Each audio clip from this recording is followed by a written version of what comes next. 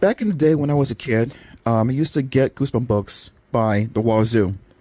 Whenever a new book came out, I just had to get it, even if it was something I wouldn't even bother reading because I just was too busy with school or just wanted to collect just to collect. It just had to be something I just had to have my collection, basically. But some books I happened to would read that caught my attention, and then there would be some that I just wouldn't bother reading. And The Barking Ghost was no exception, actually, because the front of the book was just enough for me to get the thing back then, with the dog in the front of the cover, with its just glaring right into your soul, with its red, flashing eyes and gnashing teeth and stuff, like it wants to just rip you apart into shreds. Then when you get into the book itself, you know what to say. Don't judge a book by its cover, because when you do, it's not going to be very good like the outside would be. So not even Tim Jacobus was the one that made the cover in the first place could save this book from being a freaking dumpster fire. Because there are a lot of things in the book that are just wrong, and I just will explain it to you right now. So main thing of it is about Cooper, who moved into Maine with his family because of his mom's new job. And Cooper's having a hard time trying to adjust to being in a new state, from Boston, Massachusetts. So it was his old home. Loved the Red Sox, had two friends called Gary and Todd, and now he's got to deal with being in a new environment deep in the woods of Maine, far away from civilization for a good miles away or so. He's also got an older brother named Mickey. Mickey Mouse Club, Mickey Mouse Club. I'll bring in the whole song with that, but I don't want to get sued for it though. But in any case, so Mickey is just like a total jerk to his brother. As siblings go, I used to think that with if you've read the book Revenge or Rust from the 2000 series with Wade and her older brother Micah, that was something which it still is bad. Not gonna lie about that. But Mickey's just like a total jerk from start to finish without even any explanation as to why he does what he does. I'm gonna really assume this because you know, since the move itself too, it bothers him as well. He's trying to find some way to cope with it, to try to pick on his brother to make himself feel better. But in any case, that doesn't make it right though, make it better. They just make it more of a jerk than ever. But in any case, Cooper explains about how his brother is to him and stuff. He also explains about how much of a scaredy cat he is when it comes to things that he doesn't like, which is understandable though. You know, when it comes to darkness, when it comes to dogs, come to, you know, most anything that people would normally be afraid of usually. So along the way, he meets this girl named Fergie, who's really named Margaret, but Fergie's her nickname. And when they first meet, it's like he's a bit of a dick to her, honestly, when it comes to him being scared out of his wits about things. When he meets these two very mean-looking Labrador dogs that seem to have his eyes out on him for some reason. Fergie tries to convince Cooper that the area that they're in right now is haunted by these dogs, and for a time, Cooper kind of believes this whole thing about what she's saying and believes that the area really is haunted because she tried to just hunt him down and figured that, you know, if they don't get out here soon, they're going to be really terrorized all in. So he tries to convince his father about moving back to Boston, but of course the father doesn't believe anything he says and tries to get him to calm down, to go into the house and get some breakfast. Not realizing the fact that Mickey, who just got to eating his breakfast mostly, decided to spike his French toast that he's having for breakfast with some salt. And just to put another practical joke on Mickey for no fucking reason whatsoever. I don't understand why these books, or at least this book, takes so much time in talking about practical jokes rather than just getting to the main thing of the story, like in the front of the book says, the Barking Ghosts. You know, I mean, I understand sometimes that you have some things to go in the book that's irrelevant to the main story, but goddamn, this thing just talks about joke after joke after joke after joke. You know, this book can't take so too seriously, even when it should. But in any case, so Cooper tries to convince his father one more time about the ghost dogs and about what Fergie told him. And, of course, the father believing him to be, you know, not really all there, just saying these things just to move back to where they came from. And Fergie tries to confess to Cooper the next day about how Mickey tried to get her to play a joke on him because of how, you know, Cooper's so terrified of things and stuff, and it's very easy to just kind of trick Cooper into anything that goes on. And Cooper is just very pissed by this whole thing here and tries to get back at Mickey with his own practical joke against him, though. Of course, it doesn't work too well because Mickey's always one step ahead of him and everything that he does. But at some point, the ghost dog thing, which what things should be about, gets to the point where now Fergie starts to hear ghost dogs as well, too. As well as Cooper. Fast forward into the next few chapters, actually, when Cooper and Fergie are sleeping over together in Cooper's house. That's when they try to make a joke against Mickey. Doesn't work too well either. And then when it comes to the ghost dogs as well too, now she's starting to hear him too, like he is, of course. And Cooper is kind of annoyed as to them always chasing him down, going to him, no one else actually. And he tries to get to the bottom of this whole mystery about what these dogs are looking at him for. So they go out late at night, one night, to do some searching for the ghost dogs. When, of course, out of nowhere, the dogs show up there and they drag him and Fergie into this weird-looking cave or shed to do some kind of body swapping with them. Well, first they explain to the kids about what happened with them in the first place, as best that they do, which I don't think is really anything at all, about how they were humans at one point that were turned into ghost dogs by some evil wizard, and they were trying to get someone to come into the cave for a long, long time with no success, until finally they come across these two kids, actually, that stupidly go out there looking for ghost dogs in the first place, and now they have the chance to actually swap bodies with them, and they do so.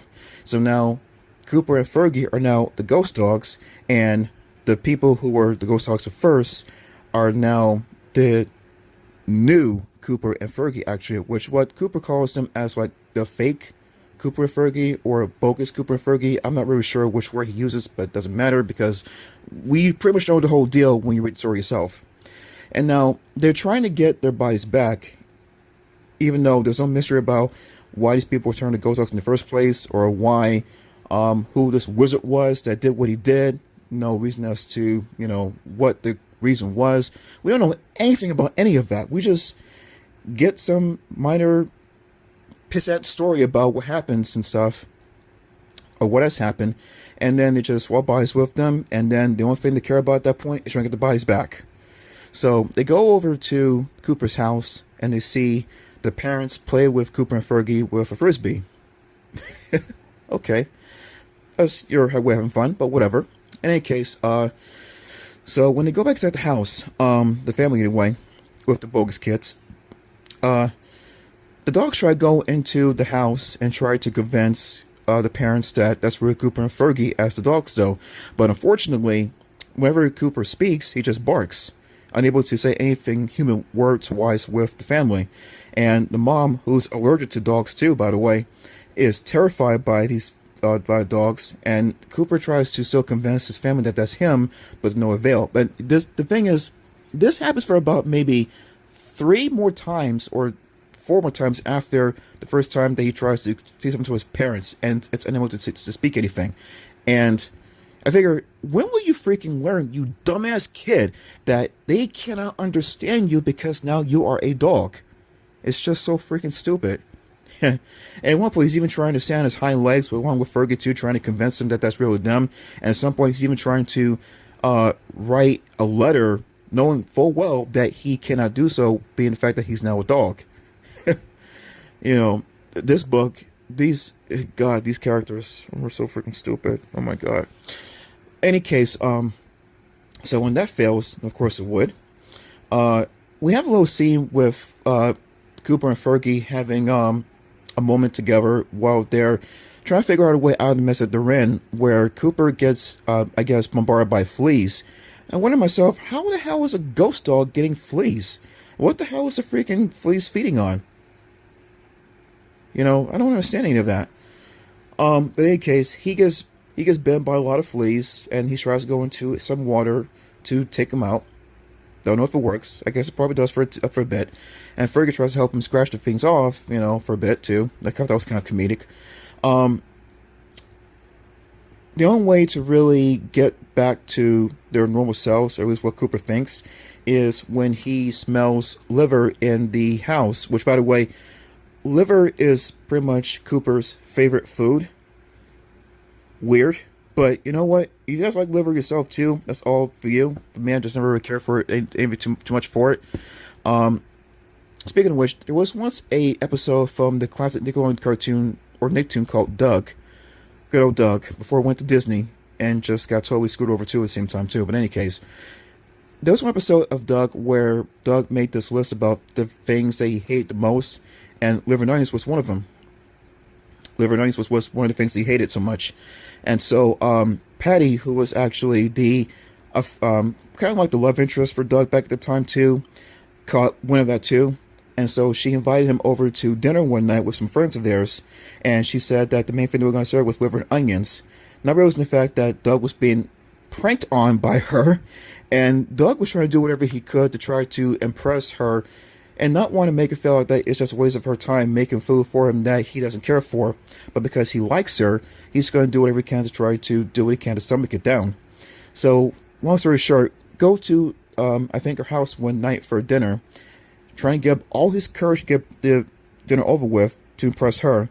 And then she says that she was playing a prank on him, saying that she understood that he didn't like the stuff because of his top things that he made that he hate in school that day. So what they really had instead was honker dogs, which are really hot dogs actually, and some French fries. And I think to myself, if she could prank his ass like that, she must really like him. But that's the end of that episode for Doug, though. But that's a good cartoon nonetheless. I miss it. But in any case, back to the Barking Ghost, which is just a big dumpster fire from start to finish, actually. So Cooper and Fergie as ghost dogs go into the house and trying to convince the mom, because the bogus Cooper, what is in the house there, is actually not a fan of liver at all, and realizing that that's going to give away his cover, tries to convince the mom again that, well, okay, not, oh, I do like liver after all, though, you know, and just trying to play it cool now. And then Cooper, as the ghost dog, is trying to get to the liver, which he does, which I guess convinces, or will convince the mom that that's really him as the ghost dog, though. But of course, still forgetting the fact that you cannot speak English words, just barks, barks, barks, and doesn't work, actually. I kind of like at some point how when the father sees the dogs, when Cooper and Fergie has dogs at that point there too, that he is just like, no, beat it, you two, out. Out. And if there were any other dogs, he probably would have been mauled to pieces, and that would have been beautiful to watch or read about, at least. I can't really tell if the father was actually very brave or very stupid to go up against two dogs that could have really tore his ass to pieces, you know. But at one point he even hits Cooper one of those with a newspaper. And I'm like, this book is so freaking stupid, you know. And then, of course, the whole thing about trying to get the liver and onions eaten down by Cooper to prove to his mom that's really him as the ghost dog doesn't work. So they decide to go one more step further with the whole plans to get the parents to realize that that's them. And they decide to think it back to when the ghost dogs originally dragged the two to the cave to be switched. They figured that since now they're dogs, do the very same thing back to them. Drag them over to the cave and get the whole thing, you know, back to normal. Now, what I find very weird about this is, let's just say for sake of argument, that if Cooper and Fergie were the real deal, okay, and they're being dragged away by the dogs, I'm saying this because the parents actually let this happen, okay? They actually let this shit happen in front of them, thinking that, oh, they're not trying to hurt you or anything, they're trying to just, you know, take it to where they want to take it to show you something. All right, yeah, because Cooper and Fergie asked the ghost dogs. Let me get my thoughts together first, because this is freaking stupid.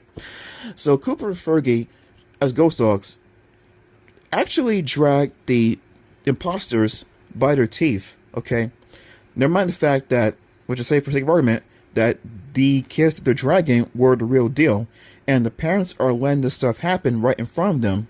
Okay, not doing a damn thing. Like first, the first trying to get rid of the dogs in the first place, and then when they're trying to drag the kids out back to wherever they're trying to drag them out to, the father's just like, oh, it's no big deal. They're trying to just, you know, show you something, and you know, we'll just follow them. And that's pretty much it.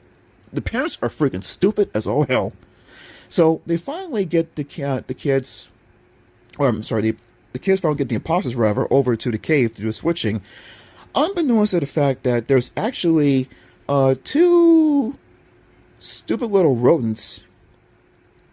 Well, one we would call Chip and Dale, actually, if you know what I mean by that, in the cave too.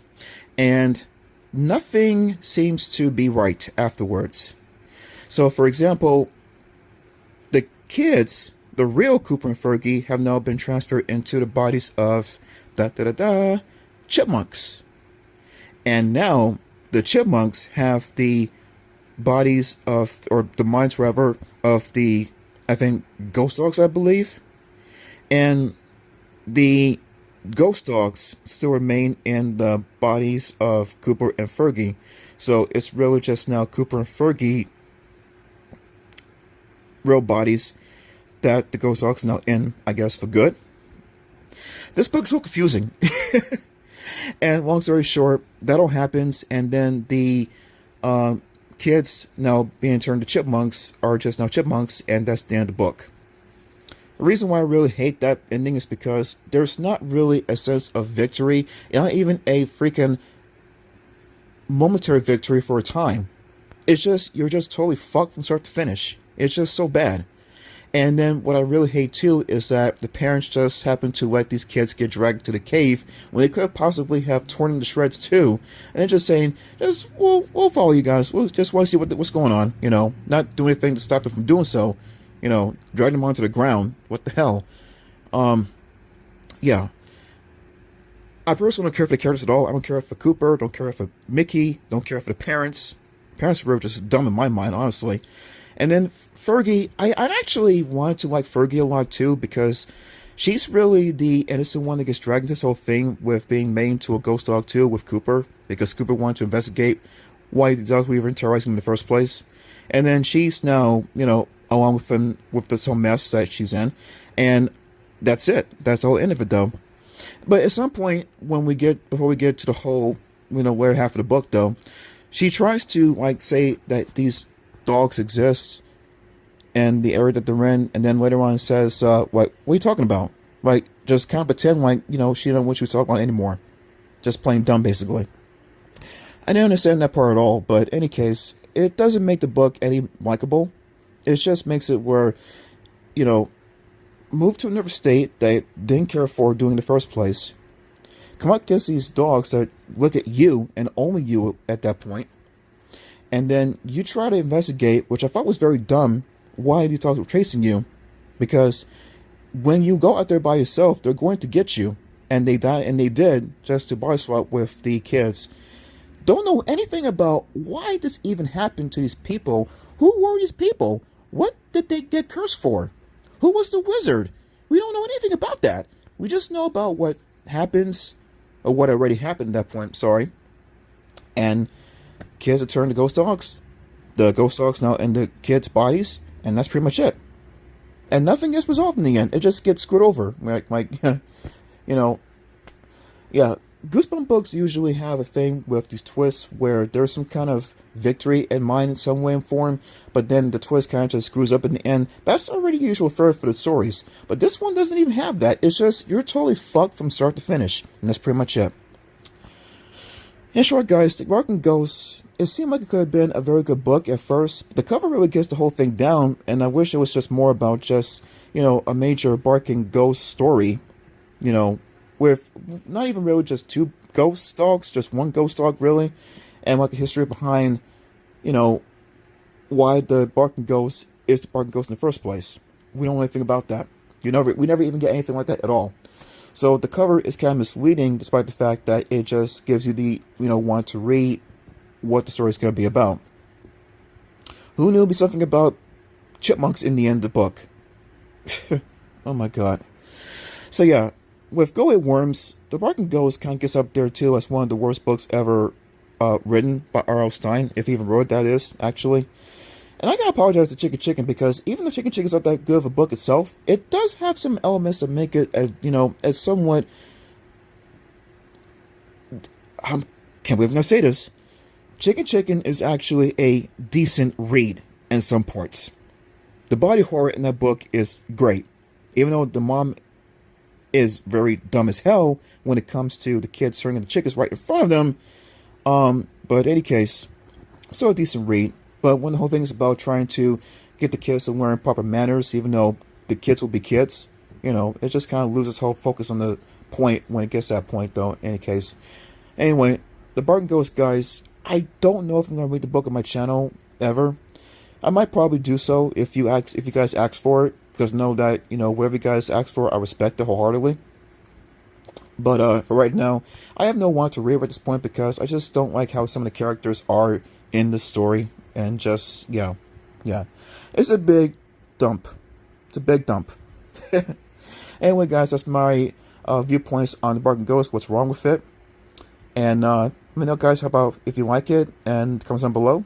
And I'll do some more ideas about what I want to do next time for another Goosebumps breakdown. Like, I might probably do like a top 10 best books or top 10 worst books in my mind. I might probably do either a top books or top 5 or top 5. Sorry, I just straight. Might probably do like a top 5 Goosebumps books where you have the best twists ever or something like that. But I'll think of something along the lines when I get to a chance to it though. Anyway, guys, that's the review for right now. Hope you enjoyed it. Take care, guys. I'll see you real soon.